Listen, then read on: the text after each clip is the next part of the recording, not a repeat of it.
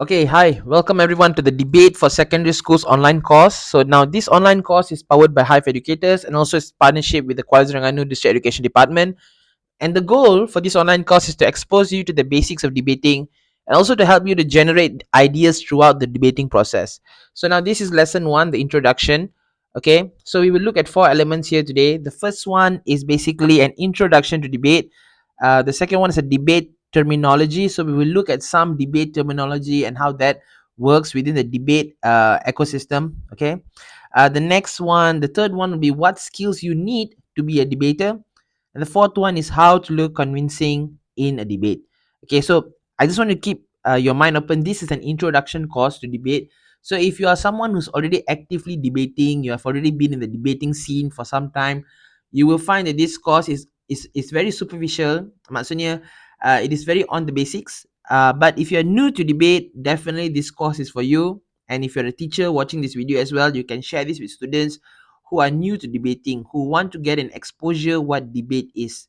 Okay, especially debate, as in for secondary schools for the competition. Okay, that is the main focus here.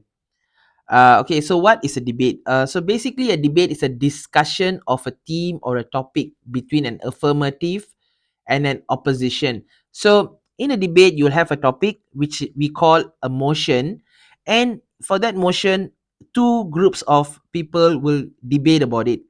The affirmative supports the topic, the opposition is against the topic. Now, this topic, which is called the motion, is usually controversial and has no clear answer. For example, should mobile phones be used in the classroom during teaching and learning? So, you do not have a clear answer. Some will agree, say yes, mobile phones can enhance learning, and some will say no, mobile phones act as as a distraction. So, you will never have a clear answer for this kind of topics. It's very open-ended kind of questions. So for that case, you should have a debate to come up with the best answers. Okay, or not to get the best answer. There's no answer actually. There's you rather to get a better understanding. Okay. So in the Malaysian debate for secondary schools, the affirmative group is called the government, okay, and the opposition is referred to as the opposition. So you have the government and the opposition, and they are battling it out they are battling out against on a motion. Okay, they're battling on a motion, and the government supports the motion. The opposition is against the motion. Okay, so that's that's the most important thing. If you're new to debate, that's the most important thing that you need to know. Now, if you're an experienced debater, you'll be thinking like, "What am I talking?" Everybody knows this, okay? But if you're very new to the scene, this is the first thing that you should know. Okay, so a debate is mainly about content. So you need to have your content, like what you're talking about, your points. You need to have some style. Okay, so debating you have to persuade someone. So you need to have some style to persuade them to think like you and to agree with you. And then you need to have you need to have some you need to have a manner. Okay, a manner here is not like being polite, but rather manner here is having respect. Right, being polite is a little bit different, having respect is a little bit different. It's not the same thing actually. Okay, so you need to have, when you're discussing your ideas, you need to come out as someone who's professional, okay, and not rude, same time being respectful of your opposition's point. Okay, and then of course persuasion. So these four things make up a strong debate, a strong argument. Okay, so each side tries to persuade the audience that their argument is the strongest. Okay, and the debaters must use evidence and reasoning to support their argument. So whenever you're debating on a topic, you need to have some kind of evidence on what you're basing your arguments against. So for example, you can't just give a sweeping statement. Okay, there's this thing called a sweeping statement. Okay, a sweeping statement, you just can't say, okay, um all Malaysians agree that let's okay, all Malaysians agree that, oh no, let's not say Malaysians, okay, all teachers agree mobile phones should be in the classroom, should be used in the classroom. Now that is a sweeping statement, okay, because you're saying that with no evidence, okay, and not necessarily all teachers say this. There will be some group of teachers who are against mobile phones in the classroom. So again, you need to have some kind of evidence to base your arguments against. Okay, and then of course you need to reason out why you are saying those things, why you're making your claims. Okay, now let's look at some debate terminology. So there's some here. So these are the simple ones. Again, if you're an experienced debater, This is probably not the video you should be watching, but it's a good refresher as well. But if you're very new to debate, you by knowing this, how many terminologies we have here? We have 1, 2, 3, 4, 5. If you have these 6 terminologies, will actually kind of help you to have an understanding what debate is. Okay, so the first one is motion. We have already said this. A motion is basically the topic. Okay, in debate we call motion.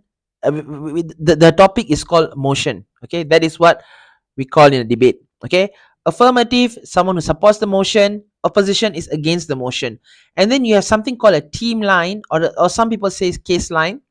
Now this is a set of arguments supporting your points. Now it's common across all members. So all of your debate members will use the same case line and use at the start of your speech. So whenever you begin your speech, you will say, okay, the team case line or the team line is we are against the motion for today because we believe that mobile phones are a cause of great distraction in the classroom, something like this. Okay, so your team line states where, like what do you actually believe in. Okay, and that actually helps you to set out your arguments and your points. Okay, so all of you must have the same team line. Your first speaker and your third speaker cannot have different team lines. Okay, and then you have the POI. Some call it points of interjection, I call it points of information. Is the same thing. A short interjection made by one speaker from the opposing side to challenge a statement or to seek for clarification. And the next one is rebuttal. So rebuttal is a material is material that directly responds to someone else's points. It is typically given at the start of a speech. So before I give my main arguments, here are 2 points of rebuttal. So rebuttal is basically why you disagree and why you disagree with the opposition or the government's points, and give some reasons why you think that their point is irrelevant. Okay, now what skills you need to be a good debater? First one, you need to be able to think critically and analyze a problem from different angles. So whenever there's a problem, try to think. Okay, whenever you're discussing the motion, try to think from different angles. So the usual ones is you think from the angle of politics. The second one will be economy, and the third one will be society. Sorry, I'll just write this here. Okay, society. So every single problem you can use this PES to help you formulate your arguments. And then the next one, of course, you should be able to speak confidently in public, or at least try to hide your fears. Okay, and then you should be able to present your thoughts in a logical, organized, and elegant manner. So this is where you need your cohesive devices. Now, if you are studying English, I'm very sure from standard 4, even like if you're a debater, means you're already in form 1 or form 2. If you're new to debating, so I'm very sure you have come across this word cohesive devices, which is basically connectors. Okay, so you can you definitely need to use this to make sure your ideas are in sequence. Okay, to make sure your ideas are in sequence. Next one, you should develop a broader worldview of things. That means, as a debater, you should be reading a lot of materials from different news outlets, and you have to have a very broad understanding of how the world is and what are the latest news. And this will be very helpful when you want to debate as well, because when you're debating, you need to draw inspiration from all of your background knowledge that you have, and I think that is very important. Then you should also listen carefully to each delivery and interpret information quickly, and I think this is very important in debate. It is always not given attention to debaters. Most of the time when we are delivering, we already have a set of ideas in our head. Now this is where we debaters usually lose out. Okay, you really need to listen to your opposition, and really you also need to listen to what your own members are saying, and you need to interpret that and respond to that. By responding to that is what makes a good debate. That is what makes debate very engaging. Okay, so how to look convincing in a debate? So the first one, the different ways you analyze a problem, going back to what we spoke earlier to PES. Okay, the different ways that you look at a problem. So if you say mobile phones in the classroom, You can always talk about, so from a society level, okay, okay, not society level, from a societal level, you can say that not all students in Malaysia can afford mobile phones. Okay, so this actually puts an economic strain on parents to provide mobile phones for their students. Okay, and this may cause financial difficulties, and some students will not have the same advantage of students who have mobile phones, and this will cause problems. So again, you have to look at things from a different angle as well, and this will show that you have maturity in your thought. Okay, and then you have to form a persuasive argument. Sometimes having content alone is not enough if you're not persuasive. Okay, so you might have the best content, you might have all the knowledge, you might have all the research, but you are not persuasive. That means you're not trying to convince me or to convince the audience. That could be a problem as well in your debate.